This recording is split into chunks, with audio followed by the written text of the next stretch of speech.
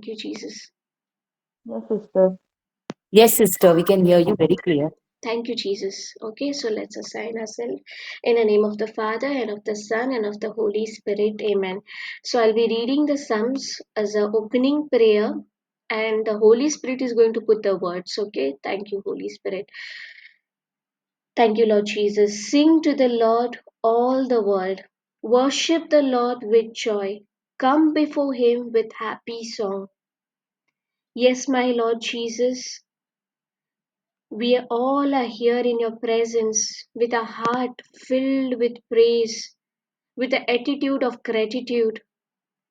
We worship you, we glorify you, you triumph God. You are the Alpha, you are the Omega, you are the beginning, you are the end. Lord, you deserve all our glory, all our praise. And Lord Jesus, your word says, when two or three are gathered in your name, you are in our midst. So, Lord, I bow down to your presence. I worship you. I glorify you. You are holy, Lord Jesus. You are holy, Abba. You are holy, Holy Spirit. Thank you, Lord Jesus. Coming to verse 3. Acknowledge that the Lord is God. He made us and we belong to Him. We are His people, we are His flock. Yes, my Lord, I acknowledge you as you are my most high God. You are my Abba. You are my Dada. You are my Father. Lord, you are my fortress. And yes, Lord, I acknowledge that we belong to you. We are the flock. You are the shepherd, the good shepherd of us, of our soul, and we are your sheep. You have knitted each one of us in a mother's womb. You have created us with your breath. Whenever we speak your word, Lord Jesus, the written word, we release your breath from our mouth. We release that miracle working word from our mouth. Yes, Lord, we are your sons and daughters, and we will walk in a dominion of sonship. We acknowledge you, Lord. You are our Lord. You are the Master. You are our Savior, and in you we trust. Verse 4. Thank you, Lord Jesus. Verse 4 and 5. Enter the temple gates with thanksgiving, into the courts with praise. Give thanks to him and praise him. The Lord is good. His love is eternal and his faithfulness lasts forever. Yes, Lord Jesus, we all are gathered to soak in your word, to magnify your word, to glorify you because you exalt your word above everything. We praise you, Lord. We ponder on the things what you have done in our life. We will not forget the first encounter we had. We will not forget all the benefits you have blessed us with. We will ponder on your love, the divine, the agape love, which has no depth and no height. We'll ponder on your divine love, Lord Jesus. We are all gathered here with heart filled of praise and worship. And you are a faithful Lord. Thank you, Lord Jesus. You are faithful, Lord Jesus. You make sure that your word is performed. It will never go empty or void. You are faithful to your promises. You have freed us from all the bondages. You are holy, Lord. You deserve all glory. You deserve all honor. In the mighty name of Jesus, we pray. Amen. Amen. Thank you, Jesus. So, Holy Spirit, take complete authority of today's session. Let every word spoken be here be yours and nothing of mine. You give the words and you perform your words in our life. In the mighty name of Jesus, we pray. Amen. Thank you, Lord Jesus. Praise the Lord, everyone. Thank you, Jesus. Thank you, Holy Spirit. Praise the Lord, So, sister. thank you, Lord Jesus. As a revision, we'll see. Um whatever we learn, how much it is there inside of us, how much we have cemented in our heart. So over here in the Gospel of John, chapter 1, from verse 19 to 28, the Jewish authorities, okay, they came. The Jewish authorities had sent some priests and Levites, okay, to John the Baptist to ask him, "Who are you?" They came with this important caution, asking, "Who are you?" So I'm reading Gospel of John, chapter 1, verse 19 to 28. So the Jewish authorities in Jerusalem sent some priests and Levites to ask John, "Who are you?" John did not refuse to answer but spoke out openly and clearly, saying, "I am not Messiah." Verse 21. "Who are you then?" they asked. "Are you Elijah?" "No, I am not," John answered. "Are you the prophet?" they asked. "No," he replied. So over here, what happened? The authorities, the Jewish authorities, they have sent some priests, okay, the teachers of the law, and they have sent some Levites to ask John, "Who are you?" And this is a very important caution they ask. And John did not hesitate to reply. He immediately replied that "I am not Messiah." If we keep if we keep ourselves, okay, at John's place, if someone asks us, "Who are you?" what will be our response? What will be our response? We will tell our name, right? We will tell that we belong to this family. We are from this place. But Yes, sister. John did not identify himself as as his what the parents has named him or whose child he is. He said, "I am not Messiah." And then they started asking him constantly. They were asking him, "If you are not Messiah, then who are you? Are you a prophet? Are you Elijah?" Then John replied, "No." Though this caution was asked by the Pharisees, but deep down, John was asking to himself. Thank you, Lord Jesus. And now in verse 22, again, then they tell, thank you, Holy Spirit. "Then tell us, who are you?" they ask. If you have to take an answer, we have to take an answer back to those who sent us. What do you say about yourself? John answered by quoting the prophet Isaiah, "I am the voice of someone shouting in the desert, 'Make a straight path for the Lord to travel.'" So again they ask, if you are not prophet, if you are not Elijah, if you are not Christ, then tell about yourself. And when this caution was asked to each one of us to tell about ourselves, we used to write big essay on ourselves, right? We used to tell our name, our surname, which family we belong, from which place we come, what is our profession. Thank you, Lord Jesus. We used to identify ourselves with our, earthly identification. But over here, what we can learn from John, thank you, Lord Jesus, he defined himself in the light of Christ. John the Baptist asked to himself, who is he? And when he asked to himself, he got the answer that he is not the Messiah. He is the one who's preparing the way, right? He is preparing the path for the Lord to travel. So deep down in his core, he asked him. And that's the same question we need to ask ourselves, who I am, why God created me. Have I discovered my purpose in Christ? Oh, I'm living a life king size. I have no purpose. I'm just created to live, enjoy, and then die. And I don't know where will I go after that. It's a caution mark. Many people identify themselves as their profession. Many identify themselves based on their skin color. Many people identify themselves based on the names which doctors has given them. You are a diabetic, and lifelong they will carry that identity with them. They'll say, I am diabetic, I have dementia, I have blood problem, pressure problem. Many times we make sickness as our identity. Many times we make our profession as our identity. But deep down, we need to ask ourselves who I am in Christ. What was the purpose that God had created me?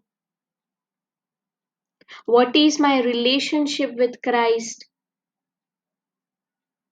Thank you, Lord Jesus. It is very, very important for us to understand that why God created me. Thank you, Lord Jesus. Because the day when you understand your authority, the thief will not able to rob anything from you. You will able to walk in your dominion of sonship. And the best thing the enemy fears is when you find your true identity in Christ. When you find that how much you are loved, not how much you love God, but how much you are loved by God.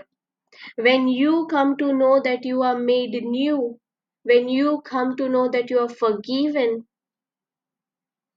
that's the version of you the Satan gets scared. He gets terrified. He will not come and mess with you. So it is very, very important for us to know our identity in Christ, why we were created, what was the purpose that God created us. Thank you, Lord Jesus. The day you establish your firm foundation on your identity, rest everything will be activated automatically, that you are the salt of the earth, you are the light of the earth, you are the royal priest, you are a born again, you are a new creation. Everything will be easy to accept, but the main foundation is why God created you. Now, can anybody tell me why God created you? कोणी सांगता देवान आमकां कित्याक create केल्ली? Why God created us? We learn, right? In Konkani last session. to love him and to serve him, Okay, to be with him. okay. आणि कोणी सांगता? Why God created us? See, there is no right and wrong, and I'm not sitting with any stick. I'm not here to judge anyone. I'm also here to learn. Why God created? Regina, why God created you? Yes, yes, sister. God created me to preach the word of God. That is what I always feel. To So preach? that is Sorry? what to preach the word of To God. preach the word of God. Wow, thank you, Jesus. To make the people aware what God, what is His love, what is the Holy Spirit, Okay, what are we here to get all of them more and more closer to God, to know Jesus, to know His love, to know His mercy. thank you, Jesus. Okay, Thank you, Jesus. thank you, Holy Spirit. आणि कोणी सांगता? Sister Remy, why To God be his created you? children, to be his children, Praise as a the Lord. Gurgera. Thank you, Jesus. Hallelujah. Thank you, Jesus. Yes. See, I'm not saying that we are. Thank you, Holy Spirit. Thank you, Jesus. See, we are here to serve. We are here to preach the word of God, to help the needy, to serve our neighbors, to love our neighbors. Yes, I'm not denying that. But that was not the purpose that God created us. No, that was not the purpose. That was not the main purpose. That was not the main intent that God created a human being. Many people say that God created us to worship Him, to love Him, to serve the people. But He has many worshippers in heaven. There are angels. If you read from the Old Testament till Revelation, you see there are angels who worship the Lord, who serve the Lord day and night without stopping. So he has worshippers in heaven. And if he wanted, he could have created a robot, right? To serve and to get served. But God created human being, God created man to be his son. This should be a firm identity. If tomorrow anyone ask you who are you, why God created you, first thing, to be son, to be his daughter, to be his son. When you establish your identity, your dominion as a sonship, rest everything will follow. Serving people will be easy. Worshipping the Lord will be easy because it will come from the heart, because you will know that you are worshipping your Dada. Thank you, Lord Jesus. The greatest revelation we can have is to know that you are the son and daughter of the Most High God. The moment you accept that you are the son and daughter, rest everything will be easy to accept. I'm not saying that your answers were wrong. It is right, but that is secondary. By default, it will follow. Why God created Adam, we'll see, okay? In Luke 3, verse 38, this is the genealogy, okay? Enosh, the son of Seth, okay? Seth, the son of Adam. Adam, the son of God. So, did God created Adam to be his servant? Thank you, Lord Jesus. Soglak understands आता? See, thank you, Holy Spirit. देवाक न्हू worship करपाक आंज बोडवे हाय सर्व करपाक देवाच्यान robot create करूंक जातालो पूण देवान आदामाक रोचलो आपल्याचो चेडो as his son. जेन्ना तूं तुजी बुनियाद हेजेर फॉर्म करता, हेजेर फावंडेशन तूं घालता की तुका कोणें विचारलें तुका देवान कित्याक रोचलोलें, तुका खबर आसपाक जाय तुजी आयडेंटिटी की म्हाका देवान रोचलोलें to be his daughter, to be his son. Nazalet Inga, it could have been written over here that Adam, the servant of God, but it is written Adam, the son of God. God was hungry for children, so he created Adam. Now, for example, Sister Regina, thank you, Jesus. Now your children are going to school. So once they come from school, do you prepare the food? Do you think and then, like, you will analyze what you're going to cook today? You will ask them what you want, or you cook, you prepare everything before only and you keep. So that the moment they Yes, come from the sister. school, the moment they come from the school, with the smell only they'll change their uniform, the smell of the food, the aroma of the food, and they will be so happy that my mama cooked my favorite food.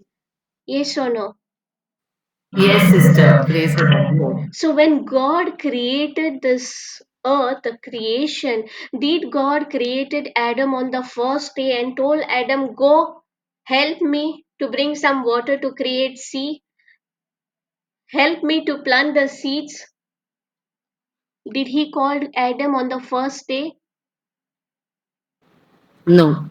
So God must have surely tired on the third day creating sun and moon. He must have been very tired. On third day, I'm sure he called Adam. Adam, I'm very tired. Come and help. Did he?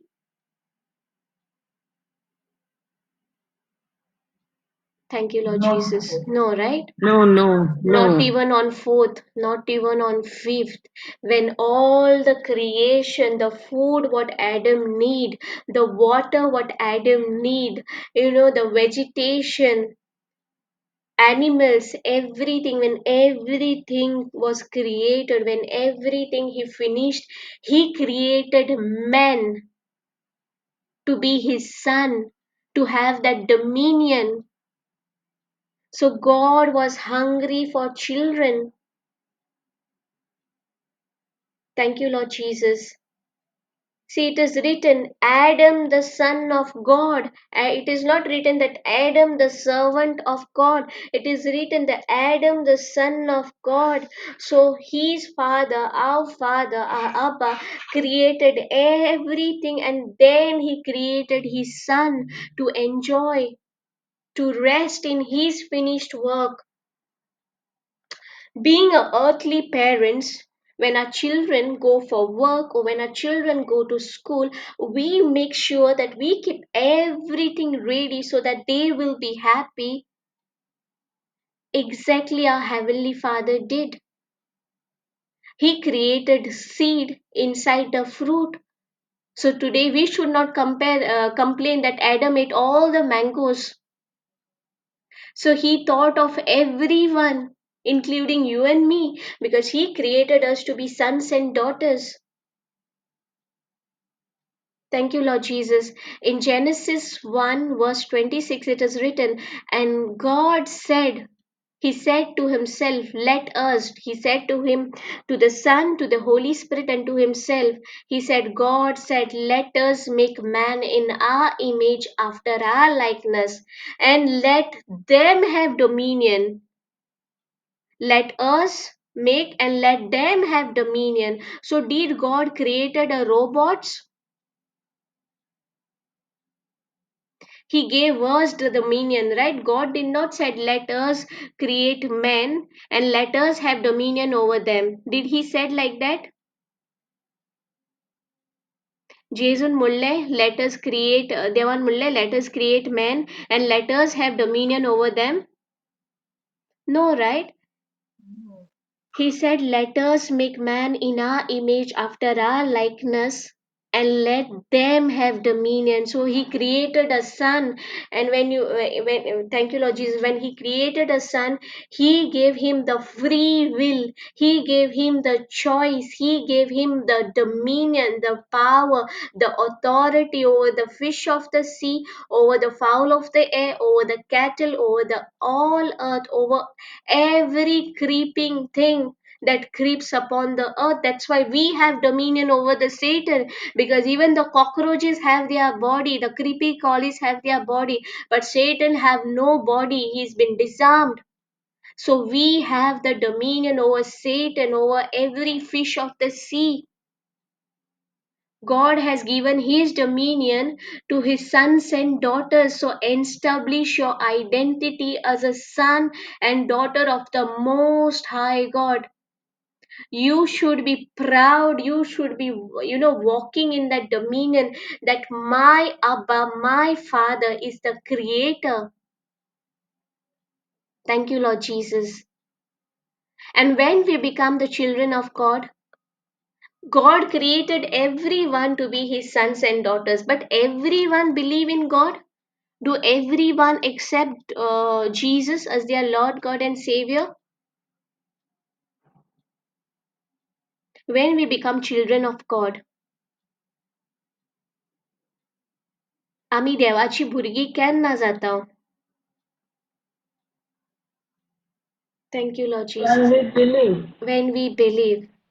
So, Amka, Gospel of John, chapter 1, verse 12 and 13, it is written, But to all who believed in him and accepted him, that him is Jesus, okay? But all who believed in Jesus and accepted him, he gave the right to become children of God. They are reborn not with a physical birth, resulting from human passion or plan, but birth that comes from the God. So the day you accept, Lord Jesus, I accept you, I believe in you, you are the Lord of my life, you are my Savior, I renounce Satan. At that very moment, you become the child of God. You all were created as sons and daughters, but because of Adam's disobedience, there was a spiritual death. Our spirits was away from God. But the day the gospel was preached to you, because gospel has the power unto salvation. Romans 1:16. The day the gospel was preached to you and you believed in your heart and opened your mouth and said, Lord Jesus, I believe in you. Lord Jesus, I accept you. At that very moment, you was become the child of God. You was become the born again. And now born again means you will not see any changes outside. Your skin color will be same, your body shape will be the same, there'll be no changes. Your soul mind will be the same, but inside the spirit will be one with the Lord. So your spirit and Abba Father's spirit is one, and no one can separate them. So now we all are born from God. Those who have accepted Jesus as their Lord, God, and Savior, they are all born of God. It is written, see, they are reborn. So we are reborn. We are born again, not with physical birth resulting from human passion or plan. We plan for a child, right? After marriage, we plan. But this is not how we plan. This is it's a spiritual, it's a spiritual agreement. When you accept Jesus as your Lord, God, and Savior, at that very moment this birth take place. Your spirit and Father's spirit is one, and now you become his children. Whatever the Adam has lost in the Garden of Eden because of his disobedience, now Jesus, by believing in Jesus, you are reunited to Abba Father. Your spirit is one with the Holy Spirit, one with God. So from here everyone understood. Galatians 3 verse 26, it is written, for you are all children of God through faith in Christ Jesus. There are many people in the world, in the entire universe, but everyone don't believe in Jesus. Let me be straightforward. When you believe in Jesus, when you accept Jesus as your Lord, God, and Savior, you become the children of God. You become a new creation, and no one can separate you. Thank you, Holy Spirit. And for that, we have a witness. Now, in this earthly life, when we, thank you, Lord Jesus. If when it comes to birth, when it comes to marriage, or when it comes to any important decision which we are making in this earthly life, whether it is birth or whether it is wedding, any important matter, we need a witness, right? We need someone to testify, right? Yes. In hospital we have this birth certificate, right? Even if you want to enroll your child in the school, or you want to enroll your child in the university, or whether you want to enroll your child to give any holy sacrament, they ask for baptism or birth certificate, right? So Yes. everywhere you need a witness. That written document, it could be a birth certificate or baptism certificate, it is a witness, right? It is a written document. When it comes to wedding also, we require a witness, right? Even when you're asking Yes. for a loan, or when you're taking a property, we need a witness. So same like Yes. that, we have a witness, the most, the holy, the most high person who's testifying, who's witnessing that we are the children of God. He is telling us the reason why God created us. Romans 8:16. Even after class, I encourage everyone to meditate on the scripture, Romans 8:16. Here it is written, we have the written document. The Spirit Himself bears witness with our spirit that we are the children of God. Now, if anyone asks us who is Adam, we have the written document showing that Adam, in Luke 3 verse 38, it is written that Adam is a son of God. And if someone asks you how you know that you are the children of God, we have a witness who testify that we are the children of God. Romans 8:16, it is the witness, the Holy Spirit Himself bears witness. He testifies with our spirit that we are the children of God. The Holy Spirit itself bears witness that you are God's beloved child. So we have to say to ourselves each and every day that God Most High created me to be His son, to be His daughter. And Holy Spirit is witness. There'll be people who come and tell me you are not worthy, you are not holier than thou, you are not fit enough, you are not good enough. There'll be people who will come and tell you you was not created to be children, but we have the written document, we have the witness who testify that we are the children of God. So when you accept and believe that we are the children of God, it is very important to establish that right, to walk in that dominion. Thank you, Lord Jesus. You're understanding, right? We have to establish in our sonship. We have to be rooted in this truth that you are the son and daughter of Most High God. Then only you will walk in dominion. Thank you, Lord Jesus. From here, everyone understood? Any doubt, any caution? Am I going too fast? No, sister. We Thank you. understood. Thank you, Lord Jesus. Okay, now coming to the Old Testament, you know, we have a picture of God who is very harsh, very punishing, very strict God who gives laws. But you know, the heart of our Father, heart of our Heavenly Father, this is in Jeremiah 3, verse 19. Okay, he says, I long for the day when you would call me Father and not turn away from me. So God really wanted everyone to call him Father, to call him Dada, to call him Papa. Even in the Old Testament, it's not that now only he's, longing for us to call him Abba. No, since from the creation, because he created Adam to be his son. Here the Lord is saying, I, Yahweh, said, what a bliss will fill my heart to treat you an honored son. What a joy would fill my heart to give you a land of delight, the most glorious and the beautiful inheritance among the nation. Here the Lord is telling, I longed for the day when you would call me Father and not turn away from me. Even in the Old Testament, God the Father waited and wanted us to call him Father, to address him as Dada, to address him as Abba Father. And Jesus is the exact representative, exact image of God. If we want to know God, if we want to know our Father's heart, we have to see Jesus. Because Jesus said, I am, I am not here to do my will, but to do the Father's will. Whatever my Father tells me, I do it. And when the disciples came to Jesus, and when disciples asked him how to pray, did Jesus address, say, Lord the Master? Or he said, Our Father who art in heaven.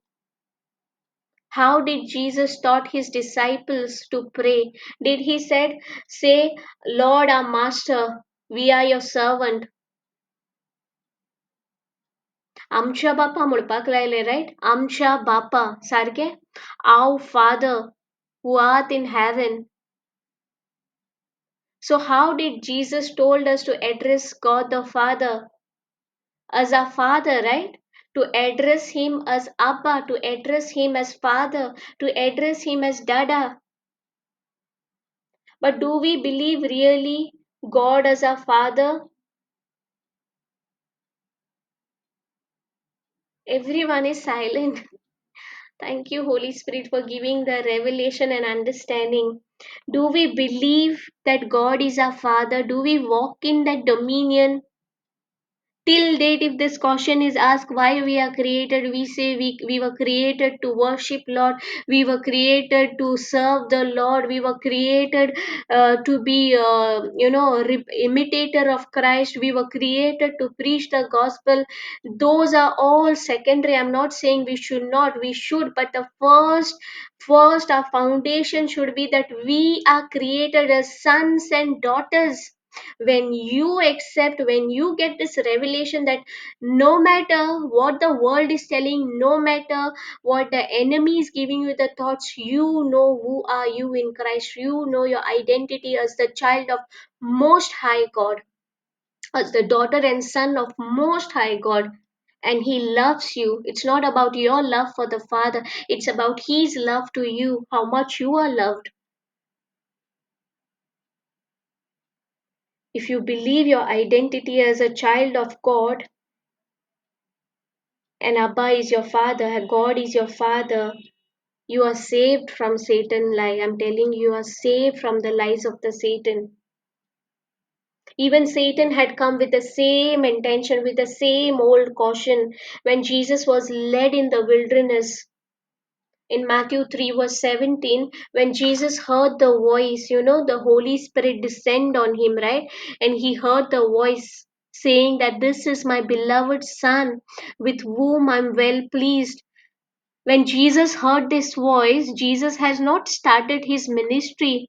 Jesus had not performed any miracles, healings. He had not raised any dead from, he had not raised any dead person. He has not given sight to any person.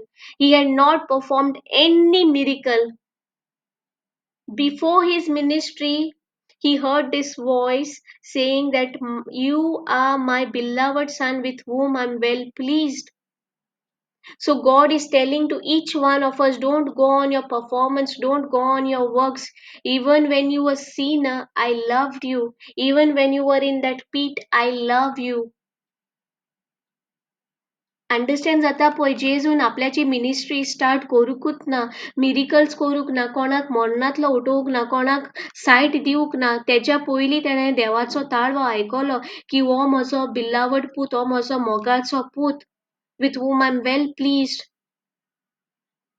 Here the Holy Spirit is giving us, each one of us, the attention. He's stretching on this कित्याक आमी चड आमच्या वर्क्सार वयताय. We go to do our works. If I read Bible, if I pray today, if I go on gift of tongues, if I serve my neighbor, if I'm good with others, God is pleased with me. I am his child. But God was pleased with Jesus before even he did any miracle. Before he preached gospel, God was pleased with his son, and he said, this is my beloved son. That is the heart of our Father. After Jesus heard this voice, he was led by the Holy Spirit in the wilderness to be tempted by the devil. And when devil came, what did devil ask? If you are the son of God, he said, right? Turn the stone into bread, right? Yes or no? For 40 days, for 40 days and 40 nights, Jesus was hungry. There was no food. And when he was hungry, when he was like physically weak, who came? Who came to tempt him?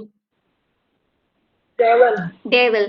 So Devil. devil know the exact timing when to come. Yes. When you're emotionally Yes. wounded, when you're emotionally tired, when you're spiritually down, when you don't know your identity, he will come at that very time and he will ask you, where is God?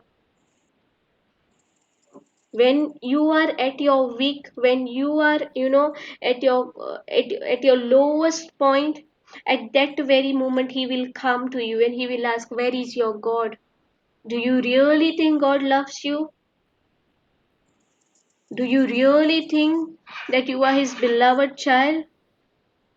And exactly he did the same thing with Jesus. He came to Jesus and said, if you are the son of God, prove. He said, if you are the son of God. And why he is doing this? Because devil doesn't want you to believe that God is your father. He knows. Devil knows why we were created. We were created to have the dominion over him, over the Satan who is worse than a creepy crawler, crawly. Thank you, Jesus. But we don't know. Even being a son of God, we can live a life of a slave. He will give you thoughts that you are sinner, you are good for nothing, no one will accept you. He will show you the image of God like a headmaster with a stick, waiting. One single mistake, go in hell. He will portray God to us like this. And every time you see God through the eyes of Moses, to the eyes of, Abraham, to the eyes of the prophets, you will see God as a punishing God. But when you see God through the eyes of Jesus, you will see the heart of the Father, which from the ages he longed for the day when you will call him Father and not turn away from him. So Satan will come every day to find out with the same caution why God created you. And then we will answer, oh, God created me to serve others, to be good to others. And when we try to do the works of mercy without knowing our identity, we will fail miserably. Suppose, Sister Connie, you know your father who has six packs, okay, who had done martial art, who is champion black belt in karate, and you're going in a school and your friends know that your father is, he is like kung fu panda, he knows everything. Will your friends mess with you? Will they come against you? Will they even dare? No. No, right? They will say his father is very dangerous because they know your father and you also know your father. And suppose you don't know that your father knows karate, your father knows martial art, you have never spent time to know. Will your friends mess with you? Suppose you don't know only. Yes.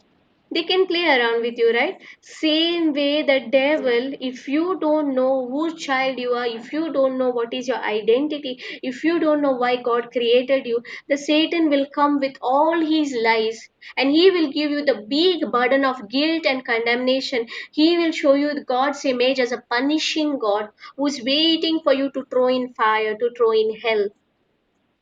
Again, I'm saying you can be son but live like a slave. Thank you, Lord Jesus. Thank you, Holy Spirit. Okay, now I want to give example what is the difference between slave and a son, because you can be a son even now you are in word, you can still behave like a slave. Thank you, Lord Jesus. Sister Connie, you remember last time we used the same example. Sister Connie? Oh, Regina, who's there? Thank you, Lord Jesus. See, suppose Sister Connie, you had gone for a world tour and you brought the expensive piece, a expensive glass piece, and you have a house help, okay? Or you have a servant who's working for you. And you told your servant, be careful while you're cleaning. This piece is very, very precious to me, so don't destroy it. And she agreed. And one day while cleaning, by mistake, that piece got destroyed. She dropped it and it was broken into pieces. What will be your servant's, your house help reaction? Will she stay in the house to tell you? Will she No. ask for the salary and then she'll pack her bags and run away? What she will do? First only she'll make sure pack the bags and run, right? She will not even wait for the monthly salary because she knows that she'll be fired. She knows the consequences, what will happen. Yes or no? that Yes, sister. that is the behavior of a servant. Okay, now coming to your son. Suppose your son, your beloved son, and he saw that piece and you gave the same instruction to your son. Baba, this is the most precious piece which I brought from the world tour. Make sure you don't drop it. Even while cleaning, be careful. Even while you're doing your other works, be careful. And your son dropped it by mistake. Will your son pack the bags and go that mama will not spare me? No. He will come to you, right? He will Yes, not sister. pack his bags because he will come to you. He knows that Connie is my mother. Whatever it is, she will shout, but he knows this is my house. When Satan comes to us with so many thoughts, put us in guilt and condemnation, why do we run away from our Father? Why we act like a servant? Even when you are a son, you can act like a servant. You can be like a slave. You can live a life of a slave. And exactly, Holy Spirit reminded me of Adam. What was Adam? Why Adam was created to be son, right? When Adam Yes. disobeyed in the Garden of Eden, when he did a mess, did Adam came and apologized, said sorry to God? He said, Lord, I did a mistake. No, he did not. What he did, he hid himself, right? Genesis 3:8, it is written that Adam hid himself from God.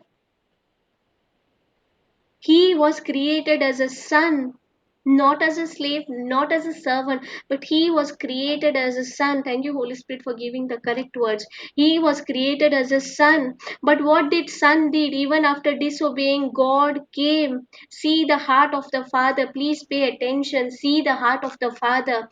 God the Father used to meet him every day in the Garden of Eden. They used to have a lovely walk. We can imagine holding hands. They used to walk. They used to talk to God. Even when God came to know that Adam has disobeyed, God did not cancel his meeting with Adam. He still came to meet his son. That is the heart of our Father. But Adam hid himself from God. Even when God asked, "Where are you?" Where is that position? Your sonship position. God asked, Where are you? And even when he came, he did not said sorry to the Lord. He said, The woman you created gave me the forbidden fruit. In fact, he blamed God, and many times we do that. When Satan comes, he brings our past in front of us. He puts us in guilt and condemnation. We don't go to our God. We don't go to our Father as a children. We run from God. Even sometimes we blame God. Thank you, Lord Jesus. Satan always comes with guilt and condemnation. He will give you the load of guilt. But we should know our Abba's heart. One more example which Father Joseph Vidatu gave during his retreat in Dubai. You know, in his retreat center, one family had come with their daughter, and the daughter was very sad, very depressed. So the father requested the daughter to wait for the 3 days retreat, to attend the 3 days retreat. So the girl agreed. And first day also, father saw that she was not happy. She was very depressed, very sad. So father said to her, wait for another day. So second day also, father saw her same with depressed look, with terrible look, very sad. On the third day, father went and asked her, like, what is that troubling you? Is that, am I not preaching? Is this word not helping you? And that is where this girl, she told the father that I know the word of God. I was the youth leader. I was conducting the retreat. I was preaching the word of God. But somewhere she got into a wrong relationship with a boy. And that boy started making her private videos, started to blackmail her. And she was forced to commit the sin, to work in pornography, to work in porn movies. And she, knowingly that it is a sin, knowingly what she was doing was not good, she had to do this in spite of knowing how terrible sin it is. She knew that she is the body of the Holy Spirit, she is the temple of the Holy Spirit. And knowing everything, she had to do this. And so, day by day, she was going in guilt and condemnation. The devil had given her the big load of guilt and condemnation. So, even she said to the Father, this retreats, this word of God will not help me, because I know my death end is in the hell. I have sinned against the Holy Spirit. I have defiled his temple. See how the devil, gives us thoughts. And then Father told her, daughter, you are thinking like a slave, not thinking like a daughter. You are a child of God. You are a daughter of Most High God. And the devil does not want you to believe that you are the child of God. The devil will say to you that you are a slave, you have disobeyed God, you have sinned, you have defiled the temple of the Holy Spirit. He will give you all these things, all these thoughts. He will give you the guilt and condemnation. But you should know that even I did a mess. We should remind ourselves Romans 5:8, while we were still sinner, God sent his beloved Son, the only Son, to die for me. God did not wait that one day I will repent, one day, I will feel sorry for what I have did in my life. He died while I was still sinner. Thank you, Lord Jesus. And this truth had freed that girl from that bondage of slavery. It is very sad that we still don't know our Father's heart, because it can be difficult to believe in God's unconditional love for us, because we compare the love of God to our earthly parents many times. We say our earthly parents only does the favoritism, does the partiality between children. They will like the elder one more, the middle one less. So we compare God's love to our earthly relationship, to our earthly conditional love. But God's love is agape love. He sent his only son while you were still sinner. John 3:16, we say God so loved the world. It is not written that God so hate the sin that he sent his son.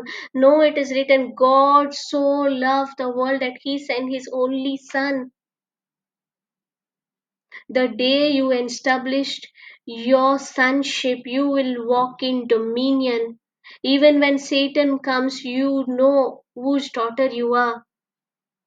Letter of John, 1 John 3:1 tells us, see how very much our Father loves us, for he calls us his children, and that is what we are. But the people who belong to the world does not recognize that we are the children of God, because they don't know him. And that's why Satan robs us. Many times we ponder on our love for God, but our love for God, it's conditional. If I see that miracle happening in my life, I love you, God. I will worship you, God. But if that miracle is delayed, if our prayer has been delayed, we will immediately, doubt. We will say, God, do you there? Can you hear when it will happen? So we focus more on our love for God, but we have to make ourselves, tell ourselves each and every day to fix our eyes on how much God loves me. Meditate on this truth that I am loved by my Heavenly Father, because while we were still sinners, He sent His Son to die.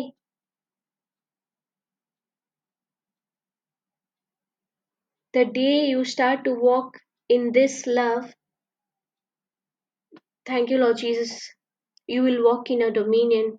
The more you depend on your love for God, it will be like that ECG graph. It will go up when everything is good, but when the prayers are delayed, when the miracles are delayed, it will go down, down, down, down to the point you will say, God, you don't love me. God, God, I'm not your beloved. You're doing favoritism. But when you ponder on His love for you, it will be easy for you to establish your sonship, to walk in dominion. Thank you, Lord Jesus. Now, here are the scripture.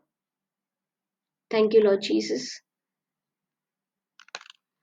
See, 1 John 3:20 and 21 tells us even if we feel guilty, God is greater than our feelings. He knows everything. So he's telling to us, dear friends, if you don't feel guilty, we can come to God with bold confidence. Even when you did a mess, even coming in the word, sometimes you operated in spiritual pride. Sometimes, you did a mess and you know that you have done mess. Don't run away like a slave. Don't stay there. Get up and say, go to the Lord and say, Lord, Dada, Papa, I did a mess.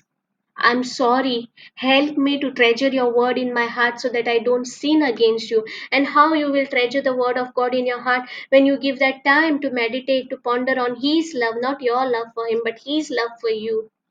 Then you will have that boldness and confidence to come, not to go in guilt and condemnation like that child, see that girl. She was preaching the word of God because of that boy blackmailing her. She had to work in pornography, and she had been into this deception that she will go in hell because she has defiled the temple of the Holy Spirit. The Satan was giving her the thoughts of guilt and condemnation to a point that she thought like nothing can save me. But when she got to know that God sent His Son while we were still sinners, Romans 5:8, John 3:16, that God so loved the world. It is not written that God so hates sin. Yes, He hates sin because sin makes us away from God. So it is very important. Even though you make a mess, every day we make a mess, every day we fall. Even when you fall, get up, go to your Dada, tell him I did a mess, help me. Take the help of the Holy Spirit. Thank you, Jesus. Thank you, Holy Spirit. See, Romans 8:33, 34, 38, and 39 I have taken. Here it is written, who will accuse God's chosen people? When Satan comes you, brings your past back to you, brings the mistakes what you have just done a second ago, a while ago, he comes and accuse you. God is telling, who will accuse God's chosen people? God himself declares them not guilty. Who then will condemn them? Not Christ Jesus who died, or rather who was raised to life and is at the right side of God, pleading with Him for us. For I am certain that nothing can separate us from His love, not our love for Him. Our love for Him is based mostly on our wants and needs. If our wants and needs are not fulfilled, our love changes from praise the Lord to where are you, Lord? But His love, no one can separate us from His love. Neither death nor life, neither angels nor other heavenly rulers or power, neither the present nor the future, neither the world above nor the world below. There is nothing in all creation that will ever be able to separate us from the love of God, from the love of God, which is ours through Christ Jesus our Lord. So the no lies of enemy can separate you. No matter in which pit you are, whether you are in addiction, no matter in which pit you are, God loves you. He loves you. His love is not based on your works, on your performance. His love is not based on our works, on our performance. God's love is agape love, and unconditional love. Whether you feel it or whether you don't feel it, whether it is your good day or bad day, He loves you. Even when you think you deserve or you don't deserve His love, He loves you. That is an unconditional agape love. Thank you, Lord Jesus. So today or in future, when Satan come with all his life, when you did a mess, don't stay there. Take your position. Don't hide like Adam, or don't pack your bag and run from God. Come to Lord. Be humble, come to Lord, because He sees Jesus in you. He loves you. Thank you, Lord Jesus. Thank you, Holy Spirit. Okay, now I'll give example of the prodigal son. Last time we have taken, and I have not shared the entire chapter, but please y'all can go through it, okay? Luke 15 verse 28 and 29. We all know about the prodigal son, right? the elder one and the younger one, both brothers. The younger one asked for the property. He went, spoiled all his wealth, all the riches uh, on his worldly life, on his worldly desires, and he had no work. There was a plague. He had to eat food of the pig, and then he realized his father's heart, that even his servants have been fed properly, fed good food at his father's house. He repented and he came back. So now the elder brother, okay, when he saw that there is a celebration going on in the house because the younger child, the lost son, has returned, the father told to kill a calf, right? Padkulo maruklaylo. Yes or no? And when father told, everyone was celebrating. There was music, there was a celebration, everyone was happy. Then the father came and called the elder son. Okay, this is verse 28. The elder son, and he refused to celebrate, he refused to come. I'm reading, okay? Then he became angry and refused to go in. His father came out and began to plead with him. So, father begged to him, please come, join the celebration. It is not only for the younger one, the calf was not killed only for the younger one, but to you also. But the son was angry and refused to come. But he answered his father, listen, for all these years I have been working like a slave for you. He said, for all these years I was working like a slave for you, and I have never disobeyed your command, yet you have never given me a young goat so that I might celebrate with my friends. See, this father, thank you, Lord Jesus. This prodigal parable, it's not about the son, it is about the father. The son, the elder son who was with the father, who was doing all the work, the field work, everything. The son is telling that I was working like a slave for you.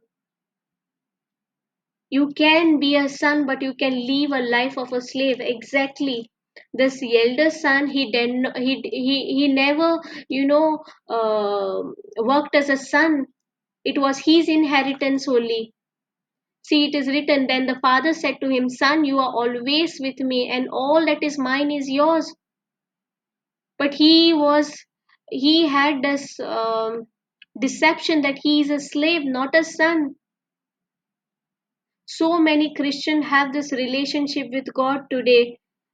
Sometimes they feel accepted by the God. Okay, now you are in this session, in this meeting, you feel accepted by the God. When we go in the church Sunday, we feel accepted by the God.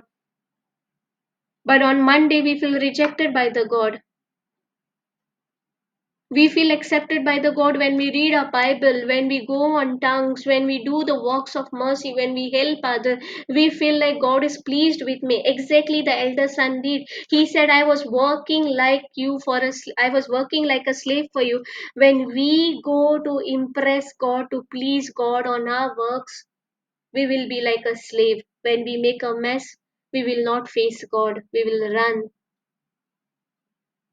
So our entire relationship with God is based on our performance, not on what Jesus Christ has done on the cross. We nullify his sacrifice on the cross when we go on our works. Thank you, Lord Jesus. Even when the prodigal son came at his worst state, that is the time the father hugs him, brings the best robe, the ring for him, lavished his love for him. So it is very important. Thank you, Lord Jesus. We have to focus on the love of God, not our love for God. Don't go on your works, don't go on your performance, don't go to please God with your works, like how this elder son did. The father said, whatever is mine is yours, everything belongs to you, all the inheritance is yours. So live like a son, not like a slave. And I can teach on this months and months, but if you don't spend that time building a relationship, knowing God's love for you, not your love for him but his love for you, it will not help you. So every day we have to make this decision. The moment you open your eyes, ask yourself who I am in Christ. First thing, I am his son, I am his daughter.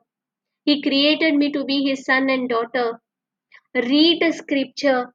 Find the scriptures on the Google. Find a scripture where I can find that God loves me. Find the scripture on the love of God for you. Write them. Meditate on them. Meditate on that verse, one verse entire month. Then act on what you have read. Take the help of the Holy Spirit. Tell the Holy Spirit to teach you. Thank you, Lord Jesus. Thank you, Holy Spirit. See, Romans 8:15 tells us, so you have not received a spirit that makes you fearful slave. Adam had become fearful slave the moment he disobeyed God, the moment he did a mess, the moment he did a mistake. He hid himself. He was in fear. He was afraid. Instead of coming and saying sorry, he hid himself. So exactly over here it is written, so you have not received a spirit that makes you fearful slave. Instead, you receive God's spirit when he adopted you as his own children. Now we can call him Abba Father. So who is God to you? Dev kaun amka? Who is God to us? Abba Father. Abba Father. Even when you are a son, don't act like a slave. When you did a mess, when you fall, go to him. Call him Abba, Dada, Papa, I did a mess. Don't hide yourself like a slave like Adam. Galatians 4:6 tells us, and because we are his children, God has sent the spirit of his son into our heart, prompting us to call Abba Father. Galatians 4:7 tells us, now you are no longer slave. Even when Satan comes and gives you all the thoughts, put you in guilt and condemnation, tell you that you are not worthy to be in the presence of God, you are not fit to preach the word of God, you are not fit. Look at your past. You are not a slave to hide yourself, to run away from God. You are God's own child, and since you are God's own child, God has made you his heir. His inheritance belongs to you. So walk in your dominion of sonship. Thank you, Lord Jesus. Every time you see God through the eyes of Elijah, Abraham, Isaac, they cannot show you who Father is. Moses cannot show you who Father is. Abraham cannot show you, or the prophets cannot show you who the Father is. They can only show you the God, the Jehovah, Yahweh, Adonai, but they cannot reveal the heart of Father to you. We can only know the Father's heart only and only through Jesus. So when Jesus was on this earth, did Jesus told the sinners to get away from his eyes? When that prostitute was caught committing adultery, when everyone was stoning on her, did Jesus stone at her? Jesus had full right to stone at her. He knew no sin. Did Jesus stone at her? Did Jesus stone at the woman who was caught in the adultery? No one knows. Thank you, Jesus. No. Jesus did not stone her. Jesus said, Jamie, Yes, sister. those who have not committed sin, those who have not committed sin, they can, stone. So no one stoned, including Jesus did not stone. So if you want to know the Father's heart, look at Jesus. He is revealing the love of God to us. He is revealing the love of Father to us. Even when disciples came to Jesus and asked them to teach us how to pray to God, he did not say, Lord the Master, we are your slave. He said, Our Father who art in heaven, my Father who is in heaven. Thank you, Jesus. Even the lady who had a bleeding issue for 12 years, it was untouchable. If the prophet of God, if she was caught There was Jairus. There were so many people. As per the law of Moses, she was stoned to death. But when she was healed, God called her daughter, your faith has healed you. What did Jesus address to that woman with a bleeding issue? Open your Bible today, open Mark chapter 5, verse 34, and read. See, he calls her daughter. So Jesus was revealing heart of God to each one of us. And when you know the love of God, when you say to yourself that I'm loved, I'm deeply loved by my Father, I'm so precious to Him, you will walk in a dominion of sonship. Say to yourself that I'm precious. We need this truth every day, that I'm loved by my Abba, by my Dada, by my Heavenly Father. And do you know how powerful love is? Out of those 12 disciples, one got a revelation of love of God for him. One Apostle John, he got the revelation of love, and he used to say that I am the beloved disciple of God, right? I am the one whom Jesus loved, right? You will not find this in any other gospel. You will not find it in Mark, Luke, Matthew. You will find this only in John, because he said, I am the disciple whom Jesus loved, because he got the revelation of love. While all the others were trying to impress Jesus, Peter said, I will never allow you to go in the prison. I will never allow you to leave you. I will never allow you to die. And the history tells us Peter is the first one to deny him, right? One sold him for 30 pieces, one denied him 3 times, rest everyone fled. They left him. Peter compared the love. Peter was comparing. He said, even if everyone leave you, I will not leave you. And the history tells us who left whom. So love is so powerful that these disciples, thank you, Lord Jesus.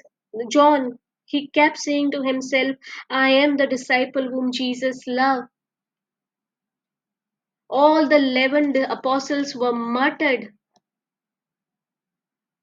They were killed, but John is the only one they could not kill. They wanted to kill him, but they could not kill him. Why? Because the love of God preserved him from death. So I encourage each and everyone to personalize God's love for you. Say to yourself, if today, tomorrow, in future, if anyone asks you the same question I asked today, who are you? Why God created you? Don't give the answer that God created me to worship Him, to serve Him. Yes, I'm not saying, I'm not denying that, but that is secondary. By default, you will accept that. By default, you will say that I am the light, I am the salt. But God created you to be the son and daughter.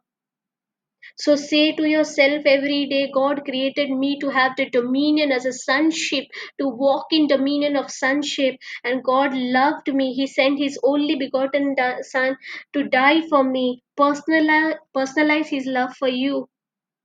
Say to yourself that I am the apple of His eye. I am beloved.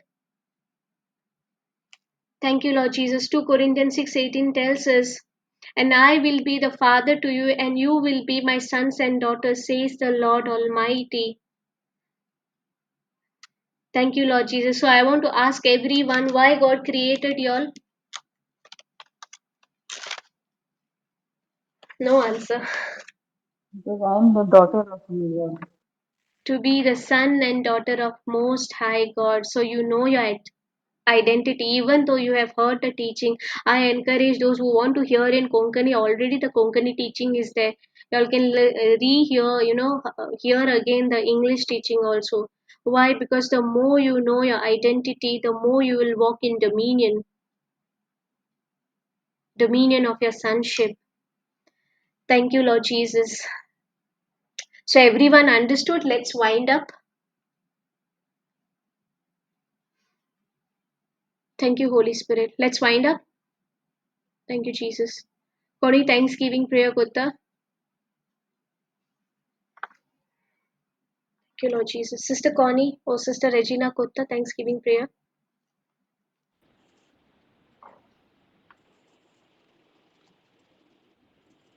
Thank you, Lord Jesus. Okay, in the name of the Father. Sister, Yeah, yeah, Kotak, take Kora. I have to go for the Mass. Thank you, Jesus. Kora. in the name of the Father, and the Son, and the Holy Spirit. Thank you, Lord Jesus, for today's teaching. And today's Gospel says, Mark 16, verse 15, go into all the world and preach the Gospel to every creature. Crea- Thank you, Jesus. Thank you. Thank you for your love. And also, Romans 1:16 says, I'm not ashamed of the gospel of Christ, for it is the power of God to salvation for everyone who believes. Thank you, my Lord Jesus. Thank you, Holy Spirit. And also Romans 9:15 says, how beautiful are the feet of those who preach the gospel of peace. Thank you, my Lord Jesus, for today's teaching, for making it very easy and simple. Thank you, Abba Father. I surrender everybody into your hands. I surrender Sister Nikita into your hands and all the ones who are called by their names. I surrender them into your hands, Lord Jesus. And I thank you for today's teaching. Thank you for your love, Lord Jesus, for for the gospel today's. Thank you, my Lord Jesus. Thank you, Abba Father, for making your children, yourself. We are your children. To be, you have created us to be your son and daughter. Thank you, my Lord Jesus.